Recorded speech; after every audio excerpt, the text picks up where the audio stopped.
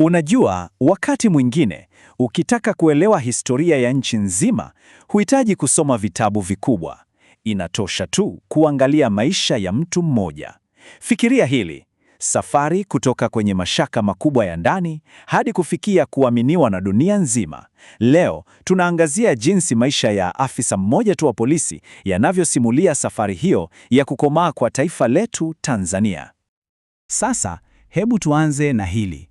Mtu tunayemzungumzia, Abdalla Musika, afisa mstaafu wa polisi, kitu cha kwanza anachotaja sio ujasusi, sio mapambano, ni unyenyekevu. Yaani, somo alilolipata kutoka kwa rais wa zamani wa Marekani. Hii peke yake inakupa picha fulani, au sio? Inatuambia nini kuhusu huyu mtu kabla hata hatujaingia ndani zaidi kwenye stori yake?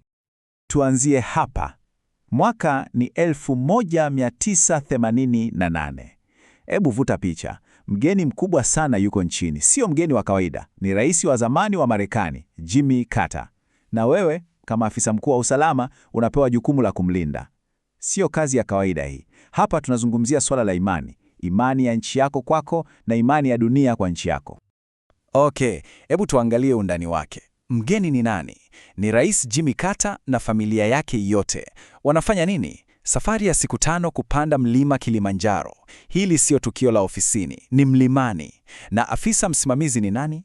Ni mrakibu msaidizi wa polisi Abdalla Musika. Yaani, fikiria pressure. Kila kitu kiko juu ya mabega yake. Heshima ya taifa, usalama wa familia maarufu duniani, uzito wa kazi hii ulikuwa ni mkubwa mno. Lakini, subiri kidogo. Kabla Musika kufikia hapa, kabla ya kuaminiwa kiasi hiki, kuna stori nyingine. Stori iliyoanza zaidi ya miaka 10 nyuma. Na hii haikuwa stori ya ulinzi wa wageni.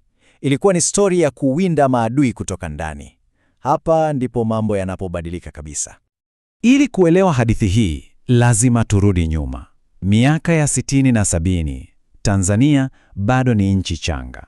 Bado inajitafuta baada ya uhuru. Uongozi wa Mwalimu Nyerere, siasa za ujamaa, chama kimoja, kila kitu kilikuwa kinajengwa. Lakini chini kwa chini, kulikuwa na wasiwasi mwingi. Kulikuwa na hisia kwamba sio kila mtu alikuwa upande mmoja. Uaminifu ulikuwa ndio sarafu ya thamani zaidi. Na hapa ndipo tunaona jinsi mambo yalivyopanda. Mnamo 65, waziri maarufu Oscar Kambona anatofautiana na chama na kuenguliwa. Mwaka uliofuata 66, Rais Nyerere anatangaza kuna njama za kumpindua. Unaona, mvutano unazidi. Kufikia 67, washirika wa Kambona wanaanza kukamatwa. Na kilele chake, mwaka 1977, operesheni ya kumkamata mtu anayedaiwa kuwa jasusi wa Kambona inazinduliwa. Kila tukio lilikuwa kama kiberiti kinachowasha kingine. Sasa, huyu ndiye mtu aliyekuwa anatafutwa, Juma Thomas Zangira. Alikuwa nani? Mshirika wa karibu sana wa Kambona. Na inasemekana alikuwa sehemu ya kitengo maalum cha ujasusi. Kwa maneno mwingine, alikuwa mtu wa kwanza kabisa katika historia ya Tanzania kushtakiwa kwa kosa la ujasusi. Jina lake lilikuwa linaenda kuandikwa kwenye vitabu vya historia, lakini sio kwa sababu nzuri. Na hapa ndipo msika wetu anaporudi kwenye stori. Mwaka 1977, yeye ni sergeant wa upelelezi, bado kijana, na anapewa kazi. Sio kazi yoyote, ni kazi muhimu na hatari. Nenda, mkamate huyo jasusi. Fikiria, miaka 11 kabla ya kumlinda rais wa Marekani, kazi yake ilikuwa ni kumkamata adui wa ndani. Sawa, sasa tuingie kwenye operesheni yenyewe. Hebu tuone jinsi walivyofanya. Hapa ndipo mambo yanapokuwa kama ya kwenye filamu. Cha kufurahisha ni kwamba Musika mwenyewe hakuiita operesheni ya kumkamata. Aliita zoezi la ufuatiliaji. Neno hili lina maana kubwa. Ina maana hii haikuwa kazi ya kuvamia tu. Ilikuwa ni kazi ya akili, ya subira na ya mipango makini. Walimfuatilia kwa umakini kabla ya kuchukua hatua. Hebu tuupitie mpango wao. Mlengwa, Juma Zangira. Mahali pa kumkamata, ofisini kwake, ndani kabisa ya hoteli ya Kilimanjaro. Sasa, fikiria changamoto hapa. Kumkamata jasusi aliyefunzwa katikati ya umati bila fujo. Ilikuwa lazima iwe kimya kimya na haraka. Ndiyo maana timu ilikuwa na mchanganyiko. makomando kwa ajili ya nguvu na maafisa wa usalama kwa ajili ya akili. Na nani alikuwa anaongoza shambulizi? Msika. Na hizi ndizo zilikuwa dakika za mwisho. Hatua ya kwanza, walihakikisha yuko ndani ya jengo. Check.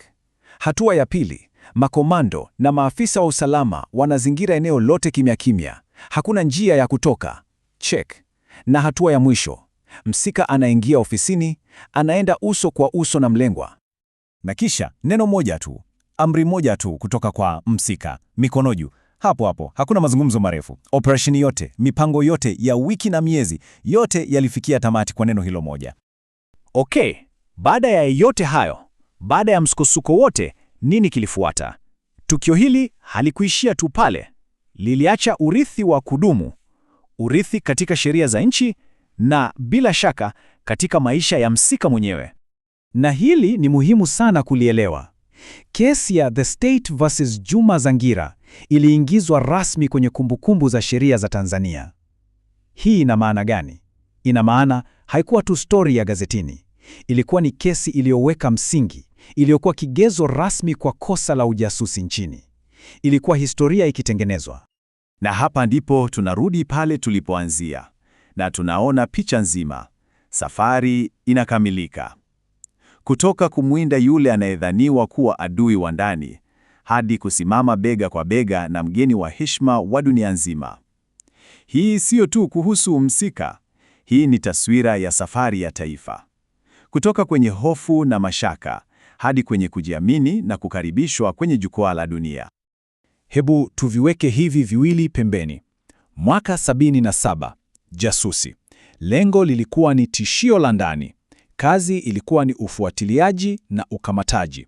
Kinyume chake kabisa, mwaka 88, raisi. Lengo lilikuwa ni imani ya kimataifa. Kazi ilikuwa ni ulinzi na diplomasia. Unaona tofauti? Ni kama usiku na mchana. Ni afisa mmoja lakini anawakilisha vipindi viwili tofauti kabisa vya historia ya nchi yake. Na hili neno linamaliza kila kitu. Hebu fikiria hii picha anayoichora. Anasema walikuwa wamesimama karibu na Rais Carter na walinzi wake mwenyewe wa Kimarekani walikuwa wamesimama mbali. Umewahi kusikia kitu kama hicho? Hiyo sio itifaki ya kawaida. Hiyo ni ishara ya imani ya hali ya juu. Ni kuonyesha kwamba tunawaamini nyinyi kikamilifu. Weledi wa Msika na timu yake ulikuwa umeonekana na kuheshimiwa kwa kiwango cha juu kabisa.